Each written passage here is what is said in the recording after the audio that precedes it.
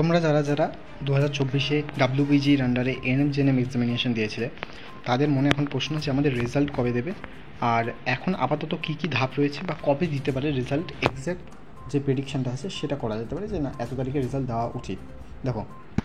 তোমাদের এখন যে তোমরা এখন যারা যে স্টেপগুলো তোমাদের এক এক করে হবে, যে তোমাদের তো মডেল আনসার কি বেরিয়ে গেছে, ঠিক আছে।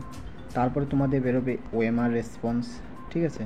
যে তোমরা যে ওএমআরটা ফিল আপ করে এসেছো সেখানে যে নাম যেগুলো লিখে এসেছো, অ্যাড্রেস থেকে শুরু করে যা সব তোমরা যে ওএমআরগুলো করে এসেছো, ফিল আপ করে এসেছো, যে অ্যান্সারগুলো দিয়েছো, যে বিষয়গুলো লিখেছো, তো সেটা তোমরা দেখতে পাবা। যদি সেখানে কোনো রকম ভুল থাকে সেটাও চ্যালেঞ্জ তোমরা করতে পারবা, ঠিক আছে। সেটাও একটা টাইম থাকে। তো যাই হোক, তো ওএমআর রেসপন্স বেরোবে, তারপরে বেরোবে ফাইনাল অ্যান্সার কি।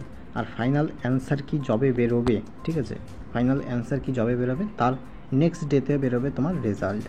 তার নেক্সট ডেতে কী বেরোবে রেজাল্ট। ফাইনাল অ্যান্সার কি সময় তোমার রেজাল্টের নোটিশ দিয়ে দেবে যে নেক্সট ডেতে কটার সময় রেজাল্ট দিতে পারে, ঠিক আছে। মিনিমাম 1টার দিকে রেজাল্ট দেয়। রেজাল্টের যে সম্ভাবনা আছে যে রেজাল্ট কবে দিতে পারে, রেজাল্টের সম্ভাবনা মিনিমাম সেপ্টেম্বরের, তোমার রেজাল্ট দিতে পারে সেপ্টেম্বরের 10 তারিখের 10 তারিখের দিকে দিতে পারে, ঠিক আছে, 10 তারিখের মধ্যে সেপ্টেম্বরের। তো এরকম আশা করা যাচ্ছে যে 10 তারিখের মধ্যে রেজাল্ট দিয়ে দেওয়া উচিত। এবং তোমার 17 বা 18 তারিখের দিকে তোমাদের কাউন্সিলিংয়ের একটা নোটিশও দিতে পারে যে কবে থেকে কাউন্সিলিং শুরু হবে, ঠিক আছে।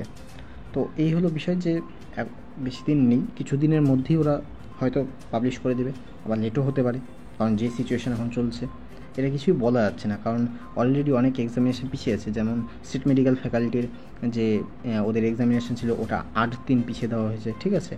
তো এরকম প্রবলেম হচ্ছে, হয়তো কি এই ডেটগুলো চেঞ্জও হতে পারে, ঠিক বলা যাচ্ছে না। প্লাস তুমি 7 দিন বা -7 দিন ধরে রাখতে পারো, -7 দিন হবে না, বেশিরভাগ +7 দিনের 17, তার থেকে দেখা গেল তার 1 সপ্তাহ পরে শুরু হলো, ঠিক আছে। বা আমি বলেছি 10 তারিখে, আবার 10 তারিখে না হয় 17 তারিখেও শুরু হতে পারে। তো এটা এখন কিছু বলা যাচ্ছে না, ঠিক আছে। তো এই হলো একটা সম্ভাবনার ডেট।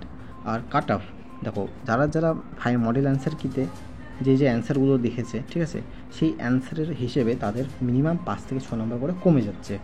তার কাট অফ হয়তো কমতে পারে, ঠিক আছে। এখনই ক্লিয়ারলি বলা যাচ্ছে না, আগে ফাইনাল অ্যান্সার কি আসুক, যেগুলো যারা যারা চ্যালেঞ্জ করেছে সেগুলোর অ্যান্সার দিই, তারপরে আরও ক্লিয়ারলি বোঝা যাবে যে তোমাদের যে 2024 কাট অফ আছে এএনএম জেএনএমে সেটা কত কী যেতে পারে। আজকের ভিডিওটা এইটুকুই। যদি তোমাদের কোনো রকম ডাউট থাকে অবশ্যই আমাকে কমেন্ট সেকশনে জিজ্ঞাসা করো, আমি সেই ডাউট ক্লিয়ার করার চেষ্টা করব।